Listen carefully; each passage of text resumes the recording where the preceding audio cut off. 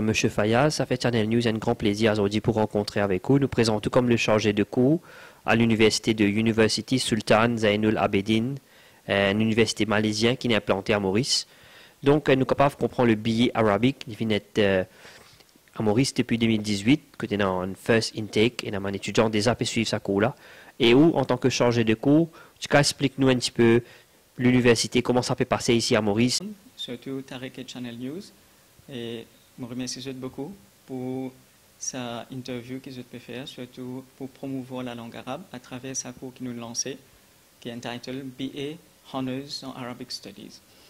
Pour monter un petit peu le brin de l'histoire de sa cours-là, c'est MCOM, Malaysian Consortium for Education Mauritius, qui est une private tertiary education institution reconnue, enregistrée par TEC à Maurice, qui représente plusieurs universités malaisiennes.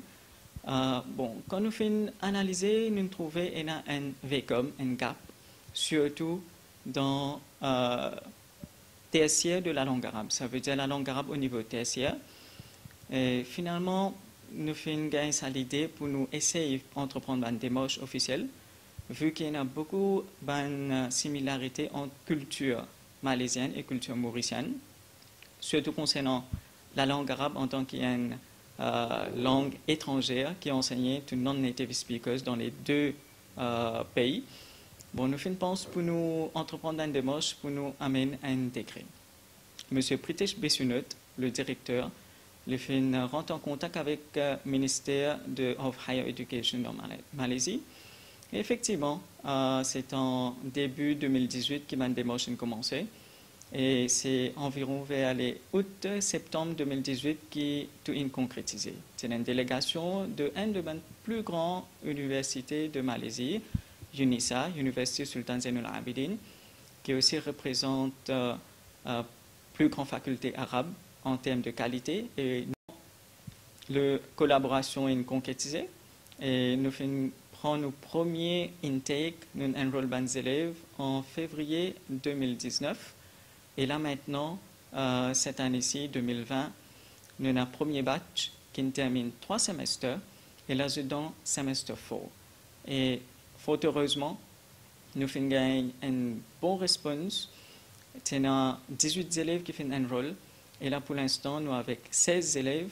Et il y a un élève qui finit la bourse, qui peut étudier à l'extérieur. Et deuxième, il prend un study leave. Et là, il peut rentrer, il peut continuer avec nous.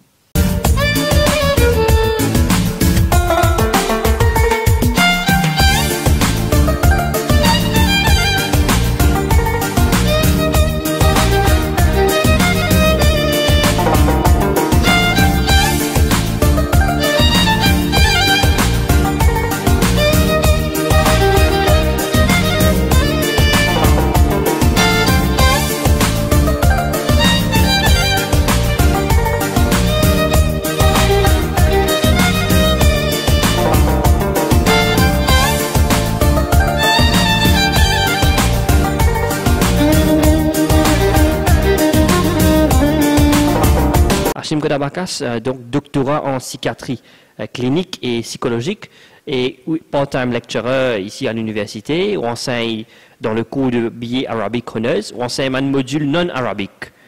Donc explique-nous un petit peu. Tarek, premier d'abord, merci beaucoup pour sa coverage que vous pouvez faire là. Premier d'abord, ce que j'ai envie de dire, c'est que ce cours-là, c'est un cours qui a commencé maintenant, bientôt il y a 1 an et demi, avec la collaboration de l'université dans Malaisie, plus précisément UNISA, qui peut run sa cours-là et qui peut awarding body pour sa degré non de Arabic Studies, ABA, Honors Arabic Studies.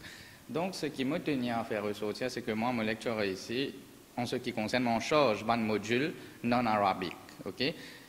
En l'occurrence, un module comme communication, un module de philosophie, un module de professionnalisme, as required per the university, by the university, c'est que l'université limite met l'emphase, c'est que nous, les élèves, ont un développement holistique, c'est-à-dire un développement panoramique en ce qui concerne tout l'aspect de la vie moderne, ok? Afin qu'ils nous capables d'intégrer nous, les élèves, même dans divers aspects universitaires, académiques et fonctionnels.